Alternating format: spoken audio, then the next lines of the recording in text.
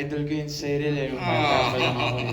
Hindi kasi yung 100 Days to Heaven, yun yung bata pa rin pala ako. Pero yung 100 Days to Heaven, I remember watching it. So, getting to experience sharing a scene with her, doing scenes with her, isang blessing. Kasi, ano siya, generous actress eh. Tsaka, honestly, hindi namin pinag-usapan paano namin masyado gagawin. Nanggugulat na lang din si Saya. So, matcha-challenge ka na lang din i-counter-read yung mga choices mo, sakyan yung mga ano. And si Direk Onad was super hands-on with yung tandem namin ni Sai. Kaya, so super happy kami that it's working out. I think.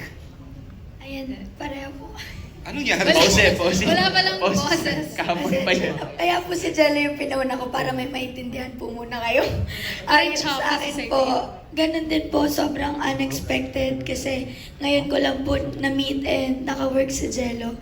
And super thankful din po kami na talagang ginayad po kami ni Direk Onat kasi minsan may mga times na sa first take, iba yung pagbitaw namin ng linya. Pero pag kinorek kami kung paano dapat yung atake, nagagawa namin na ganun po yung magiging rehistro sa camera or ganun po yung makukuha ng viewers. And masaya rin po ako kasi honestly, wala talaga kasi kaming makabuluhang scene ni Archie. Pero tinatangkilik siya. Kasi kung tutusin, di ba, nonsense po talaga yung encounter namin.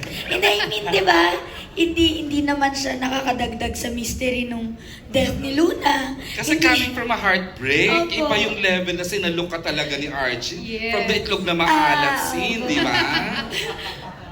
Totoo.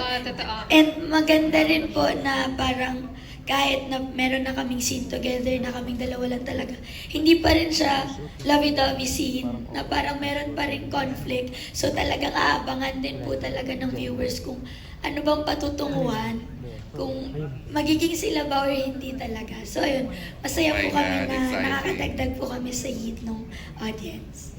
That's very